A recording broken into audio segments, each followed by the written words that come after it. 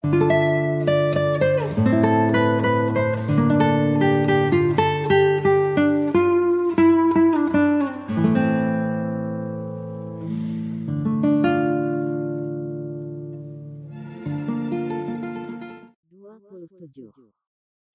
persahabatan dan selamat berjumpa kembali dengan cerita silat Indonesia.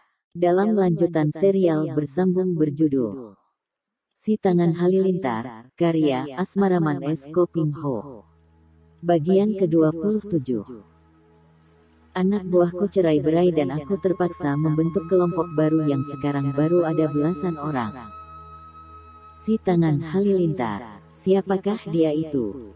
Orangnya masih muda dan tampaknya lemah, bahkan lengan kirinya juga buntung tinggal sepotong sebatas siku. Akan tetapi dia lihai bukan main. Kawannya pemuda tinggi besar itu juga amat lihai, namanya Ah Siong. Chun Song mengangguk-angguk, dia dapat menduga siapa yang dimaksudkan Chan Ok. Tentu Xiao Beng yang kini agaknya melanjutkan julukan ayahnya dahulu, yaitu Si Tangan Halilintar. Dan Ah Siong itu tentu murid Lam Liong Maciok yang selalu menemani Xiao Beng. Aku mengenal mereka, tuaku. Akan tetapi siapakah keponakan muridmu itu? Ia Wong Aiyin, putri Suheng Butek Sin Kiam. Ah, seorang gadis. Ya, seorang gadis cantik, ia pun lihai bukan main. Ketahuilah Suheng Butek Sin Kiam itu memiliki tingkat kepandaian yang bahkan lebih tinggi daripada tingkat mendiang Suhu Hui Kiam Lomo. Tapi, bagaimana keponakan muridmu malah membantu dua orang pemuda yang menjadi lawanmu itu? Begitulah wataknya, sama dengan watak Suheng Butek Sin Kiam. Ia hanya mau membantu kalau kami merampok orang-orang Manchu. Itu pun ia selalu melarang kalau kami hendak membunuh seorang Manchu, dan melarang kami mengganggu wanita Manchu. Menjengkelkan sekali. Akan tetapi Wong Aiyin, putri Suheng Butek Sin Kiam itu sudah pergi, dan aku tidak mau berhubungan dengannya lagi. Chan tuaku, selama setahuku berada di Hekwi San memperdalam ilmu, sehingga aku tidak pernah mendengar akan keadaan di dunia ramai. Bagaimana sekarang keadaan penjajah Manchu? Bagaimana pula perjuangan para patriot menentang kerajaan Cheng? Ah, berat sekali bagi kita untuk menentang kerajaan Cheng, Chun Song. Kerajaan Manchu kini sudah menjadi kuat sekali, dan mereka pandai mengambil hati para pendekar dan pejuang, sehingga banyak para tokoh yang tadinya berjuang dengan gigih menentang penjajah, kini malah membantu pemerintah kerajaan Cheng. Keparat para pengkhianat itu, kata Chun Song mengepal tinju. Apa yang dikatakan Chan Ok itu memang benar. Pemerintah kerajaan Cheng, di bawah bimbingan Kaisar Kangxi, pandai menyesuaikan diri dan mengambil hati rakyat pribumi Han. Selain banyak di antara mereka menikah dengan gadis Han, juga mereka menyesuaikan diri dengan kebudayaan bangsa pribumi.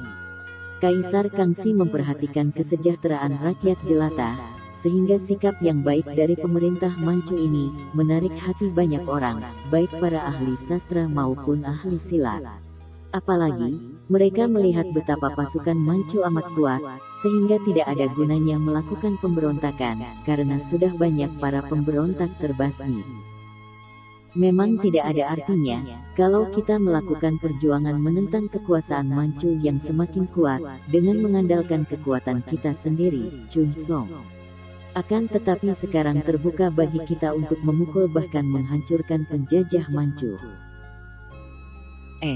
Bagaimana caranya, tuaku? Ketahuilah, bahwa kini bangsa Mongol sedang melakukan gerakan untuk menundukkan pemerintah Manchu dan merampas kerajaan. Mereka dipimpin oleh seorang tokoh Mongol yang gagah perkasa dan hebat bernama Galdan. Mereka mulai menyerbu ke selatan, dan kalau kita dapat bergabung dengan mereka dan membantu gerakan mereka, tentu gerakan menentang pemerintah Manchu akan berhasil. Chun Song mengerutkan alisnya. Tapi itu berarti bahwa tanah air kita akan tetap dijajah bangsa Mongol kembali, seperti dahulu kalau pemerintah Manchu kalah. Lalu apa bedanya? Kita tetap saja dijajah bangsa asing. Bukan begitu Chun Song. Kita bergabung dengan orang Mongol hanya untuk menjatuhkan pemerintahan Manchu. Kalau hal itu sudah terjadi, kiranya akan lebih mudah untuk membalik dan mengusir orang-orang Mongol sebelum mereka menyusun kekuatan di sini. Chun Song mengangguk-angguk mengerti dan setuju. Lalu, bagaimana untuk dapat mengadakan kontak dengan mereka Toako? Aku sudah mencari keterangan tentang cara itu Chun Song. Menurut keterangan yang kami dapat, kini Pangeran Galdan, demikian dia menyebut dirinya, katanya dia masih keturunan Kaisar Genghis Khan dahulu, mempunyai beberapa tempat persembunyian di perbatasan utara. Baiklah, kuharap engkau akan melanjutkan usahamu untuk mengadakan hubungan dengan mereka. Aku sendiri masih mempunyai urusan penting. Urusan penting apakah Chun Song? Kami akan membantumu. Tidak Toako, ini merupakan urusan pribadiku. Akan ku selesaikan sendiri. Ku harap engkau melanjutkan usahamu, mengadakan kontak dengan Pangeran Galdan. Setelah nanti ada hubungan, aku akan mencarimu. Baiklah Chun Song, kelak ku harap kita akan dapat selalu bekerja sama, dan menikmati hasilnya bersama pula. Akan tetapi di mana aku dapat menemuimu? Setelah aku berhasil mengadakan hubungan dengan Pangeran Galdan. Bukan engkau yang menghubungi aku Toako. Aku yang akan mencarimu di daerah lembah Huang Ho. Baiklah Chun Song, ada lagi sesuatu yang amat penting untuk kau ketahui. Apakah itu Toako? Begini Chun Song, kami mendapat sebuah berita rahasia lagi, tentang seorang pangeran keponakan Kaisar Manchu bernama Pangeran Dorbai. Chun Song mengerutkan alisnya mendengar ini. Pangeran Dorbai adalah pangeran Manchu, yang memimpin pasukan menyerbu rumah paman tuanya, yaitu mendiang Song Quan, dan penyerbuan itu, menyebabkan Song Quan dan istrinya juga ayah ibunya sendiri tewas. Ada apa dengan pangeran jahanam itu? Tanyanya dengan hati mulai merasa panas. Agaknya engkau membencinya Chun Song. Apakah engkau juga tidak membenci semua keluarga Kaisar Manchu Toako? Benar juga. Akan tetapi ketahuilah Chun Song, menurut penyelidikan kami mendengar akan suatu rahasia, yaitu bahwa diam-diam Pangeran Dorbai mempunyai hubungan rahasia dengan Pangeran Galdan orang Mongol itu. Chun Song memandang heran. Benarkah itu Toako? Bukankah Pangeran Dorbai itu seorang yang sibuk menentang para pejuang? Dulu memang begitu, tapi kini ia telah diangkat oleh Kaisar sebagai seorang menteri, pejabat tinggi yang mengepalai seluruh pejabat di daerah, sehingga dia memiliki kekuasaan yang tinggi. Pengaruhnya besar sekali dan agaknya kekuasaan tinggi itu menyebabkan dia bercita-cita untuk meraih kedudukan yang lebih tinggi lagi. Memberontak. Ku kira begitulah. Dia hanya keponakan Kaisar sehingga tentu saja tidak berhak mewarisi tahta kerajaan. Karena itulah, agaknya kini dia melihat kesempatan dengan adanya gerakan Pangeran Galdan dari Mongol itu, untuk menjatuhkan kekuasaan Kaisar Kangxi pamannya sendiri, sehingga dia mempunyai kesempatan untuk menggantikan kedudukan Kasiar. Kalau begitu, boleh juga engkau mengadakan kontak dengan Pangeran Dorbai itu Toako. Kelak, kalau kita berhasil menjatuhkan kekuasaan pemerintah Manchu, aku sendiri yang akan membunuh Pangeran Dorbai, sebelum dia mengambil kesempatan menjadi Kaisar.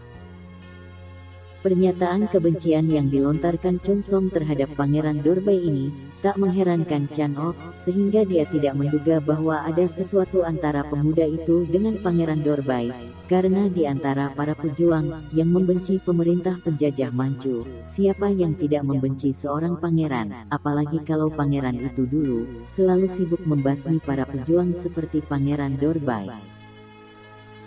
Baiklah Chun Song, aku akan berusaha sebaik mungkin. Mudah-mudahan saja apa yang kita cita-citakan berhasil. Chun Song tersenyum. Cita-cita kita yang bagaimana, Chan Toako? Chan Ok tertawa. Hahaha, tentu saja engkau kelak menjadi kaisar, dan aku menjadi perdana menterinya. Mendengar ini, Chun Song tertawa bergelak dan Chan Ok terbahak-bahak, sehingga mereka berdua tertawa dengan gembira, membayangkan terlaksananya cita-cita yang muluk itu. Setelah berbincang-bincang cukup lama, Chun Song pamit dan meninggalkan tempat itu. Chan Ok lalu bersiap-siap untuk melaksanakan rencananya, yaitu mengadakan hubungan dengan Pangeran Galdan di perbatasan utara. Untuk mengadakan hubungan dengan Pangeran Dorbai, tentu saja dia belum berani karena hal itu pasti tak mudah dilakukan. Pangeran yang berniat memberontak ini pasti tidak berani terang-terangan mengadakan hubungan dengan para pejuang yang selama ini menjadi musuhnya. Baru mungkin mengadakan kontak dengan Pangeran Dorbai kalau dia sudah menjadi sekutu orang-orang Mongol. Kota Cikian adalah sebuah kota yang cukup ramai karena mempunyai hubungan langsung dengan kota raja. Perdagangan tumbuh dengan baik karena kota ini menjadi pusat pemasok barang kebutuhan makan sehari-hari bagi penduduk kota raja. Penduduk kota Cikian rata-rata hidup cukup sejahtera dari penghasilan mereka bercocok tanam dan berdagang hasil sawah ladang. Karena itu, biarpun mereka dijajah kerajaan Cheng pimpinan orang Manchu, rakyat merasa cukup sandang pangan papannya, sehingga hidup dengan aman tentram. Akan tetapi, baru beberapa bulan ini kota ini diganggu seorang penjahat yang amat lihai. Penjahat itu melakukan perkosaan dan pembunuhan secara kejam sekali. Hebatnya gerakannya seperti setan karena amat cepatnya, sehingga tidak ada seorang pun yang dapat melihat wajahnya dengan jelas. Yang melihatnya dengan jelas mungkin hanya mereka yang telah dibunuhnya. Mereka yang tidak terbunuh hanya melihat bayangan seorang laki-laki, wajahnya tidak jelas, tubuhnya tegap dan penjahat itu hanya memiliki lengan kanan karena lengan kirinya buntung, dan sisanya tersembunyi dalam lengan baju yang kosong. Ada pula yang mendengar pengakuan penjahat itu yang berjuluk sebagai si tangan halilintar, karena semua pembunuhan dilakukan dengan tamparan yang demikian kuatnya sehingga yang ditampar pecah kepalanya, atau patah-patah tulang dadanya, juga berguncang remuk isi perut dan dadanya. Lebih hebat lagi, apa yang menjadi korbannya hanyalah orang-orang pribumi Han. Belum pernah dia mengganggu pembesar Manchu. Dalam waktu 3 bulan saja, sudah ada 5 orang gadis diperkosa dan dibunuhnya, dan ada 10 orang pribumi Han yang tidak berdosa dibunuhnya. Maka, kota Cikian menjadi gempar, dan nama julukan si tangan halilintar tersohor dan ditakuti orang. Ketika pasukan keamanan dan para pendekar mencari dan berusaha menangkapnya, tiba-tiba saja dia menghilang dari kota Cikian. Beberapa hari kemudian, dia sudah mengamuk lagi di kota lain, membunuh dan memperkosa wanita dengan cara yang sama, yaitu hanya orang pribumi Han yang dia bunuh. Setelah kejahatan ini berlangsung beberapa pekan, dia menghilang lagi. Dunia kangau geger. Belum pernah ada penjahat seganas itu, apalagi yang dijadikan korban bukan hartawan atau bangsawan Manchu yang kaya, melainkan penduduk pribumi Han biasa, yang hidupnya tidak mewah. Perbuatan penjahat itu membuat bukan saja para pendekar yang marah, akan tetapi juga pemerintah kerajaan Cheng. Pemerintah marah karena perbuatan itu dapat mengakibatkan rakyat kembali membenci pemerintah karena tentu mengira bahwa yang membunuh orang pribumi tentu orang Manchu. Dan para pendekar tentu saja marah karena ada penjahat yang kejam terhadap rakyat yang tak berdosa. Si tangan halilintar itu menimbulkan kemarahan kepada pemerintah Manchu dan juga kepada para pendekar, sehingga kedua pihak itu kini mencarinya, berusaha menemukan dan menghukumnya seberat-beratnya. Pada suatu malam, di kota Chengjun, hujan turun membasahi seluruh kota. Di jalan-jalan sunyi karena hawa sangat dingin dan dalam cuaca hujan seperti itu, orang-orang lebih suka tinggal di rumah, dan kalau tidak terpaksa sekali tidak ada yang mau keluar rumah. Namun dalam kegelapan malam yang dingin, ketika hujan kini tinggal rintik-rintik, nampak bayangan berkelebat di atas genteng sebuah rumah besar.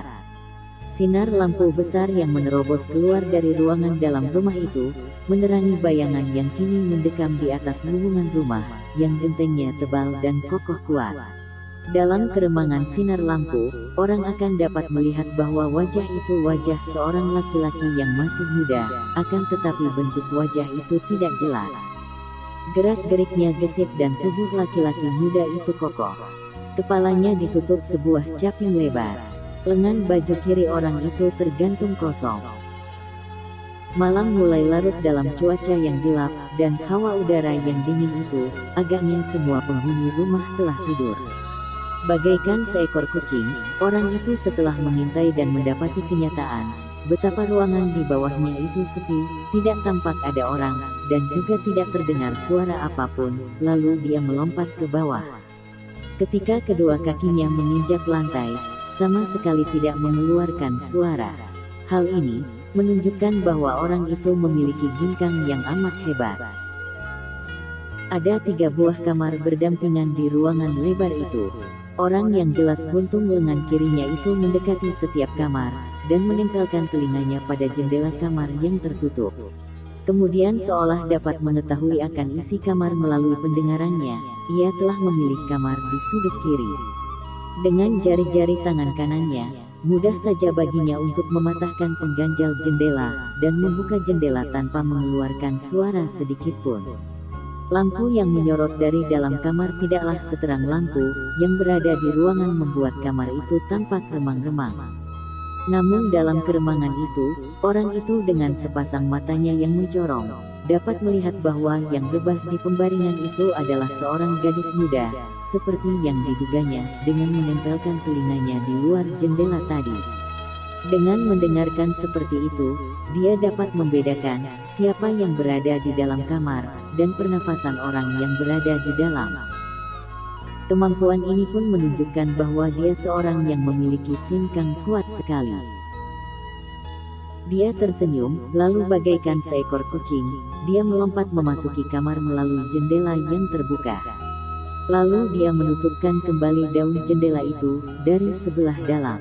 Ketika ia menghampiri pembaringan, sebuah kejutan menyambutnya. Agaknya gadis itu terbangun, dan tiba-tiba gadis itu melompat dan menyerangnya dengan pukulan yang cukup dahsyat.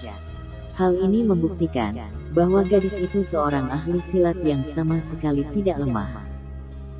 Akan tetapi ternyata orang berlengan satu yang masuk seperti maling itu bergerak lebih cepat lagi. Dia bahkan menerima pukulan tangan gadis yang menyambar ke arah dadanya itu. Duh!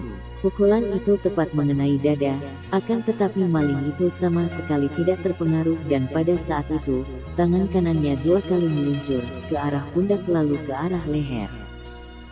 Tuk-tuk, gadis itu tidak sempat mengelak dan seketika ia tidak mampu bergerak, tubuhnya lemas, kaki tangannya lumpuh dan ia pun tidak mampu mengeluarkan suara.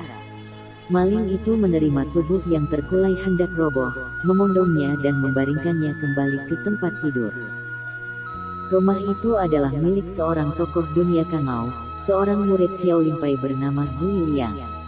Tokoh Xiao Limpai berusia 45 tahun ini, mempunyai seorang anak gadis yang telah berusia 19 tahun, bernama Gui Qin. Tentu saja Gui Qin juga mendapat latihan ilmu silat Xiao Limpai dari ayahnya. Gui Liang bekerja sebagai seorang piausu pengawal pengiriman barang dan terkenal di kota Chengjun karena selama ini kiriman yang dikawalnya tentu selamat sampai di tempat tujuan dan dia dapat menghalau gangguan perampok. Gui Liang tinggal dan hidup tenang bersama istrinya dan putri mereka, Gui Qin yang cukup cantik. Pada hari itu keluarga Gui menerima seorang tamu bernama Lukiat yang masih sute sendiri dari Gui Liang. Kedatangan Lukiat selain mengunjungi keluarga suhengnya, juga membawa usul perjodohan dengan seorang pemuda masih keponakan sendiri dari Lukiat, yang bernama Lu Xiong. Keponakan ini juga seorang murid Xiao Limpai, yang pandai dan semuda itu, berusia 23 tahun, dia sudah berdagang, memiliki toko hasil bumi yang cukup besar. Pemuda itu pun juga bukan orang asing bagi keluarga Gui, maka usul ini diterima dengan baik. Bahkan Gui Qin sendiri juga tidak menolak, karena ia pun mengenal Lu Xiong yang ganteng dan gagah perkasa. Malam itu, karena hawa udara dingin, Maka setelah bercakap-cakap, Gui Liang mempersilahkan Sutenya mengasuh dan tidur di kamar sebelah kiri. Dia sendiri bersama istrinya tidur di kamar besar yang berada di tengah, sedangkan puterinya tidur di ujung sebelah kanan kamar mereka. Demikian ringan gerakan maling tadi sehingga Gui Liang yang lihai pun tidak mendengar apa-apa, padahal dia belum pulas. Akan tetapi tiba-tiba dia berkata kepada istrinya yang juga belum tidur. Aku mendengar suara rintihan, agaknya dari kamar anak kita. Ada apakah dengan anak itu? Apakah ia sakit? Istrinya sudah bangkit duduk dan turun dari pembaringan, lalu bersama suaminya, ia keluar dari kamar mereka langsung menghampiri pintu kamar puteri mereka. Kini dari depan pintu mereka mendengar suara itu, suara seperti rintihan. Tok tok tok, Gui Liang menggedor pintu. Gui Qin, engkau mengapakah? Hayo buka pintunya. Akan tetapi tidak ada jawaban, dan daun pintu juga tidak dibuka dari dalam. Bahkan suara seperti rintihan di kerongkongan itu menjadi semakin kuat. Gui Liang menjadi tidak sabar, dan karena khawatir terjadi sesuatu dengan puterinya, dia lalu mengerahkan tenaganya dan mendorong dengan kedua tangannya ke arah daun pintu. Brak! Daun pintu itu jebol dan suami istri itu melihat seorang laki-laki berdiri dekat pembaringan. Puteri mereka rebah telentang tak bergerak dan tidak bersuara, dan yang membuat mereka terkejut sekali, adalah melihat keadaan puteri mereka itu yang telah bertelanjang bulat. Sepintas saja Gui Liang yang sudah berpengalaman, dapat menduga apa yang terjadi. Dia melompat ke dalam kamar itu dan membentak. Siapa kau? Akan tetapi laki-laki yang hanya tampak bayangannya itu, tiba-tiba menerjang dan menyerangnya. Gui Liang bukan orang yang lemah.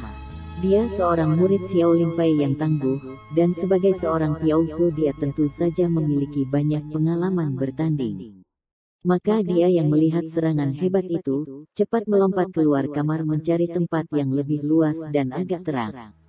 Maling itu mengejarnya dan ketika tiba di luar kamar, Gui Liang dan istrinya melihat betapa orang itu adalah seorang pemuda tampan yang memakai sebuah caping, dan lengan kirinya buntung. Gui Liang terkejut dan dia teringat akan berita menggegerkan dunia Kangou tentang penjahat besar berjuluk Si Tangan Halilintar.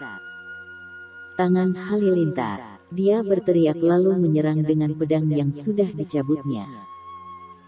Maling itu tertawa bergelak, suara tawanya bergema, dan dia melayani serbuan pedang Gui Liang dengan gerakan tubuhnya yang lincah bukan main. Berkali-kali Gui Liang mengiring serangan bertubi-tubi, namun semua serangannya dapat dihindarkan maling itu dengan elakan dan tangkisan. Hebatnya, dengan tangan kosong dia berani menangkis pedang yang tajam itu. Suara ribut-ribut itu terdengar oleh Lukiat yang tidur di kamar sebelah. Ketika dia membuka pintu kamar, dia terkejut melihat suhengnya sedang berkelahi, melawan seorang laki-laki muda yang lengan kirinya buntung. Dia pun segera teringat akan nama Si Tangan Halilintar yang tersohor itu, dan melihat betapa si lengan buntung itu dapat menghadapi pedang suhengnya dengan lincah sekali. Dia cepat memasuki kamarnya kembali, untuk mengambil pedangnya. Ketika dia keluar dia mendengar teriakan suhengnya dan jeritan istri suhengnya.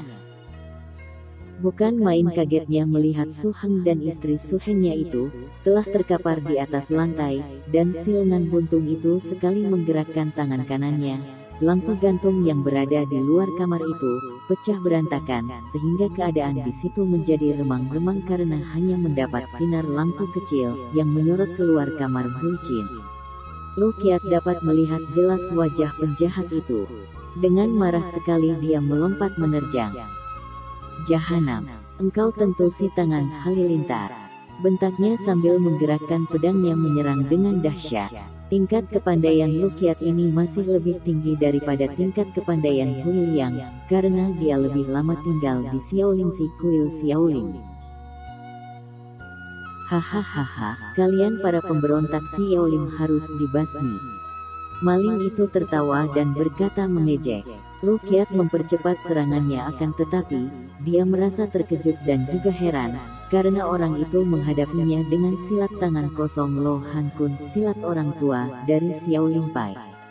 Gerakannya lincah bukan main, dan yang lebih hebat lagi, orang yang hanya bertangan satu itu berani menangkis pedang dengan tangannya, dan setiap kali tangan kanannya itu bertemu pedang, terdengar suara berdencing nyaring, seolah tangan itu terbuat dari baja yang kuat. Orang ini jelas orang Xiao Lim Pai, memiliki ilmu silat Xiao Lim dengan tingkat yang sudah tinggi sekali, dan memiliki tenaga sakti yang amat kuat. Keparat busuk, Lu Kiat kembali menyerang setelah belasan serangannya selalu dapat dihindarkan lawan. Kini pedangnya membacok ke arah leher. Namun dengan mudah lawannya mengelak dengan loncatan ke belakang. Pada saat itu, suara ribut-ribut memancing datangnya sisa penghuni rumah itu, ialah para pembantu rumah tangga dan 3 orang piausu pembantu, yang tinggal di bagian belakang rumah. Melihat bala bantuan datang dan di antara mereka membawa tank, lampu gantung, Lu Kiat cepat menyerang lagi dengan pedangnya, menusuk ke arah dada maling itu. Akan tetapi yang ditusuk hanya miringkan tubuh, dan begitu tangan kanannya membuat gerakan membacok ke arah pedang, pedang itu patah menjadi 2. Sebuah tendangan menyambar dan tubuh Lu Kiat terlempar, menabrak dinding dan roboh dengan dada terasa nyeri.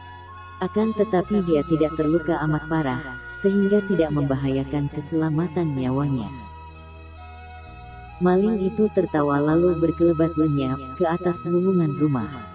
Geger rumah keluarga itu, ketika orang-orang mengetahui bahwa Gui Liang dan istrinya tewas, dan lebih ngeri lagi hati mereka melihat dalam kamar, Gui Qing juga tewas dalam keadaan telanjang bulat. Lu Kiat tidak tewas dan murid Xiao Lim Pai ini merasa yakin, bahwa pelaku pembunuhan dan perkosaan ini adalah si tangan halilintar yang tersohor, penjahat keji yang berlengan satu dan amat lihai itu. Akan tetapi ada satu hal yang membuat dia merasa heran sekali, yaitu melihat kenyataan bahwa si tangan halilintar itu mahir memainkan ilmu silat Xiao Lim Pai. Jelas bahwa orang itu adalah seorang murid Xiao Lim Pai yang pandai dan lihai sekali. Lu Kiat sebagai seorang tokoh Xiao Lim Pai merasa tidak mengenal murid Xiao Lim Pai yang buntung lengan kirinya. Peristiwa pembantaian terhadap keluarga Gui Liang ini tentu saja menggegerkan dunia Kangou. Nama si tangan halilintar semakin tersohor, dan para komandan pasukan keamanan dan para pendekar, walaupun mengambil jalan masing-masing, mempergiat usaha mereka mencari si tangan halilintar. Setelah sembuh dari luka di dadanya, akibat tendangan si tangan halilintar yang untungnya tidak membuat Lu Kiat tewas, tokoh Xiao Lim Pai ini lalu pulang ke dusun Tongchun, di mana dia tinggal bersama istrinya dan seorang keponakannya, yang dianggapnya seperti anak sendiri karena dia tidak mempunyai anak, yaitu Lu Xiong. Ketika dia menceritakan tentang peristiwa yang terjadi di Chengjun dan bencana yang menimpa keluarga Gui, Lu Xiong mengerutkan alisnya dan mengepal tinju. Paman, aku akan mencari dan membunuh jahanam si tangan halilintar itu. Tidak begitu mudah Lu Xiong. Penjahat itu lihai bukan main. Dia ahli ilmu silat Xiao Lim Pai, yang tingkatnya sudah tinggi sekali. Bayangkan saja, dengan jurus-jurus Lo Han Kun yang sudah kukuasai dengan baik, dia mampu mengalahkan aku yang berpedang. Dan tenaga saktinya kuat bukan main sehingga tidak mengherankan, kalau dia berjuluk si tangan halilintar. Pukulan tangan kanannya seperti sambaran halilintar. Saya tidak takut paman, kata Lu Xiong dengan gagah. Memang tidak ada yang takut menghadapi penjahat, betapapun lihainya dan tewas dalam perjuangan menentang kejahatan, merupakan hal yang membanggakan bagi setiap orang pendekar. Tetapi karena penjahat itu seorang ahli silat Xiao Lim Pai, maka semua kejahatannya itu merupakan perbuatan yang mencemarkan nama baik Xiao Lim Pai. Kewajiban Xiao Lim Pai lah untuk membasmi penjahat ini, untuk membersihkan nama Xiao Lim Pai yang ternoda. Karena itu, aku hendak pergi ke Xiao Lim Si Kuil Xiao Lim di kaki Gunung Sungsan, untuk menghadap para suhu dan melaporkan tentang si tangan halilintar ini. Aku sendiri tidak mengenalnya, akan tetapi para suhu tentu mengenal ahli silat Xiao Lim tangan satu yang amat lihai ini. Paman benar sekali. Saya akan menemani Paman pergi menghadap para suhu di Sungsan. Sebelum kita berangkat ke sana, aku mau mengunjungi Su Heng Lau Han Puesio Ketua Tian Litang di Bukit Ayam, luar dusun ini. Dia juga murid Xiao Limpai, maka berhak pula mengetahui akan peristiwa yang menimpa Su Heng Hui Liang sekeluarga. Dua orang itu lalu meninggalkan dusun menuju ke sebuah kuil yang cukup besar, yang terletak di lereng Bukit Ayam. Kuil itu cukup besar dan setiap hari ada saja orang datang sembahyang. Mereka datang dari berbagai dusun di sekitar bukit itu. Lau Han Puesio, murid Xiao Limpai yang menjadi Su Heng dari Lukiat itu, berusia 50 tahun, bertubuh tinggi kurus dengan mata bersinar lembut.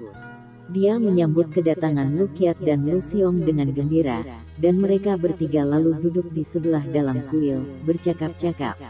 Ketika mendengar akan malapetaka yang menimpa Gui Liang dan anak istrinya, Lau Han Puesio terkejut bukan main. Omitohut, alangkah menyedihkan nasib Sute Gui Liang sekeluarganya. Su Heng, aku sendiri telah bertanding melawan pembunuh itu, dan ternyata dia adalah penjahat yang terkenal sekali belakangan ini, yaitu si Tangan Halilintar, dan sungguh mengejutkan sekali, bahwa dia itu mahir ilmu-ilmu silat Xiao Limpai kita. Mungkinkah itu? Mungkinkah dia murid Xiao Limpai? Itulah yang harus kita selidiki Su Heng. Kalau dia benar murid Xiao Limpai, hal itu sungguh amat mencemarkan nama baik perguruan kita. Aku dan Lu Xiong akan pergi ke Sungsan, untuk melapor kepada para suhu di Xiao Lingxi. Kalau begitu, tunggu sebentar Sute. Pin Cheng harus ikut pula. Hal ini sudah menjadi kewajiban Pin Cheng pula sebagai murid Xiao Limpai, untuk menangkap murid Xiao Limpai yang lalim dan murtad. Mereka bertiga lalu berangkat, melakukan perjalanan menuju Sungsan di mana terdapat kuil Xiaoling, yang menjadi pusat dari perguruan Xiao Limpai. Tetapi baru saja mereka melakukan perjalanan setengah hari, di tengah perjalanan, mereka bertemu dengan seorang pemuda. Mereka berpapasan jalan dan tiba-tiba pemuda itu berhenti, menghadang di depan mereka, memandang kepada Lau Han Puesio dan bertanya dengan suara lembut dan sikap sopan. Mohon maaf kalau saya mengganggu. Apakah suhu ini seorang pendeta Xiao Limpai? Lau Han Puesio, Lukiat dan Lu Xiong mengamati pemuda yang menghadang itu, dengan penuh perhatian. Pemuda berusia sekitar 24 tahun, bertubuh tinggi tegap dan gagah, wajahnya juga tampan, dan sikapnya menunjukkan bahwa dia adalah seorang pemuda bersusila dan tahu aturan. Omitohut, kalau Pin Cheng seorang murid Xiao Limpai, apa hubungannya denganmu? Siapakah si Chu, saudara yang gagah? Suhu, nama saya Chun Song. Saya kemarin melewati kota Chengjun dan mendengar akan pembunuhan yang terjadi pada sebuah keluarga Piao Sugui. Saya sudah sering mendengar akan pembunuhan-pembunuhan yang dilakukan si Tangan Halilintar itu, dan kebetulan sekarang saya bertemu seorang tokoh Xiaoling. Apakah benar suhu seorang Puesio Xiao Limpai? Memang benar Chun Sichu. Apa yang hendak kau bicarakan tentang si Tangan Halilintar? Kalau suhu seorang tokoh Xiao Limpai seperti yang saya duga, maka sungguh kebetulan sekali. Saya sudah banyak mendengar tentang kegagahan para pendekar Xiao Limpai, yang selalu menentang kejahatan. Karena itu, saya merasa yakin bahwa suhu juga tentu menentang kejahatan yang dilakukan si Tangan Halilintar. Omitohut, tentu saja Pin Cheng dan semua murid Xiao Limpai selalu siap untuk menentang kejahatan. Lalu apa maksud si Chu menghadang perjalanan kami? Suhu, saya mengetahui siapa adanya si Tangan Halilintar itu. 3 orang murid Xiao Limpai itu terkejut, dan menatap wajah Chun Song penuh perhatian. Omitohut, benarkah ucapan Chun Sichu ini? Siapakah dia? Namanya Lau Beng. Chun Sichu, engkau berhadapan dengan kami para murid Xiao Limpai. Pinceng adalah Lau Han Puesio ketua kuil Tian Litang, dan ini Suteku Lukiat dan murid keponakanku Lu Xiong. Kami memang sedang menyelidiki tentang si Tangan Halilintar. Sekarang si Chu menghadang kami, dan mengatakan bahwa si Tangan Halilintar bernama Lau Beng. Bagaimana kami dapat yakin bahwa keterangan si Chu ini benar? Bagaimana si Chu dapat mengetahui bahwa namanya Lau Beng? Begini Suhu, terus terang saja, saya belum pernah bertemu dengan si Tangan Halilintar yang akhir-akhir ini merajalela melakukan banyak pembunuhan. Tetapi saya yakin bahwa dia adalah Lau Beng. Dugaan saya ini tidak ngawur. Saya pernah mengetahui akan seorang pemuda yang menjadi murid dari pejuang yang kenamaan bernama Ma Chiok. Ma Chiok yang berjuluk Lam Liong, naga selatan itu. Lu Kiat bertanya. Tentu saja mereka bertiga tahu siapa Lam Liong Ma Chiok, karena tokoh itu pun merupakan murid Xiao Limpai yang disegani, bukan saja karena kelihayannya, akan tetapi terutama akan kegigihannya menentang pemerintah penjajah Manchu. Benar, guru pemuda itu adalah Lam Liong. Akan tetapi pemuda itu adalah putra seorang pengkhianat bernama Lau Heng San yang menjadi antek Manchu. Kemudian pemuda itu juga mengkhianati bangsa kita. Dia menjadi antek Manchu dan bergaul dengan putri seorang pangeran Manchu, bahkan membantu putri pangeran itu memusuhi para patriot Cheongyang Mo Tai Hiap, sehingga membunuh orang pertama dan kedua dari Cheongyang Mo Tai Hiap, yaitu Song Quan dan Song Kui berikut istri mereka. Karena Lau Beng itu berkhianat, maka para pendekar patriot menghukumnya dan membuntungi lengan kirinya. Akan tetapi dia memang lihai dan kejam. Nah, sekarang muncul si Tangan Halilintar, julukan yang dulu menjadi julukan ayahnya, maka mudah saja diduga bahwa penjahat itu pastilah Lau Beng yang sebutannya adalah Xiao Beng. Om Tuhut, Pinceng mengenal baik Lam Liong Ma Chiok. Dia seorang pendekar dan patriot sejati. Bagaimana mungkin mempunyai seorang murid seperti itu? Bukan hanya muridnya Suhu akan tetapi Lau Beng atau Xiao Beng itu malah anak angkatnya, kata Chun Song. Ah, Lu Kiat dan Lu Xiong berseru kaget. Oh Mitohut, kalau begitu, Lam Liong Ma Chiok harus bertanggung jawab. Sute, kalau begitu lebih baik langsung saja kita mencari Lam Liong. Dia harus bertanggung jawab terhadap perbuatan murid juga anak angkatnya itu. Tapi kemana kita harus mencarinya Su Heng? Sudah bertahun-tahun kita tidak pernah mendengar nama Lam Liong di dunia Kangou. Kita tidak tahu di mana dia berada, kata Lu Kiat. Saya tahu, Lo Chian Pue, kata Chun Song kepada Lu Kiat. Dahulu Lam Liong Ma Chiok tinggal di puncak Taisan. Kalau begitu Sute, biarlah Pinceng yang pergi ke kuil Xiao Lingxi di Sungsan untuk melaporkan hal ini kepada pimpinan Xiao Limpai, sedangkan Lu Sute dan Lu Xiong mencari Lam Liong Ma Chiok di Taisan. Baiklah Su Heng, kami pergi sekarang, kata Lu Kiat yang segera pergi bersama Lu Xiong. Lau Han Puesio ini memandang Chun Song. Chun Sichu, kami bertiga amat berterima kasih atas semua keteranganmu, yang sungguh amat menolong dan memudahkan penyelidikan kami. Agaknya, engkau juga membenci si Tangan Halilintar. Kalau boleh Pinceng mengetahui, apakah yang menyebabkan si Chu memusuhinya? Suhu, sungguh tidak ada permusuhan pribadi antara saya dan si Tangan Halilintar. Akan tetapi sejak kecil saya mendapat didikan menentang kerajaan penjajah Manchu. Maka, melihat si Tangan Halilintar adalah seorang yang menjadi antek Manchu, dan kini melakukan kejahatan membunuhi orang-orang tidak berdosa, tentu saja saya membencinya. Hanya saja, dengan kebodohan dan kelemahanku, bagaimanapun juga saya tidak berdaya untuk menentang apalagi menangkap atau membunuhnya. Bagaimanapun juga keteranganmu kepada kami tadi, sudah merupakan bantuan yang besar sekali artinya.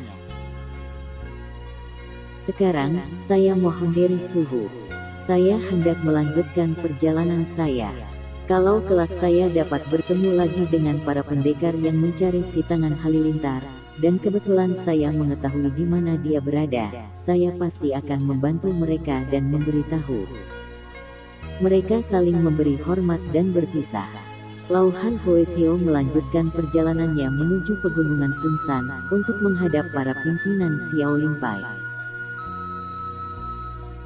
Bersambung ke bagian berikutnya pada penayangan selanjutnya. Jangan lupa untuk mengklik subscribe, tinggalkan komentar, like dan share, agar tidak ketinggalan informasi terbaru dari kami. Sampai berjumpa kembali pada episode berikutnya.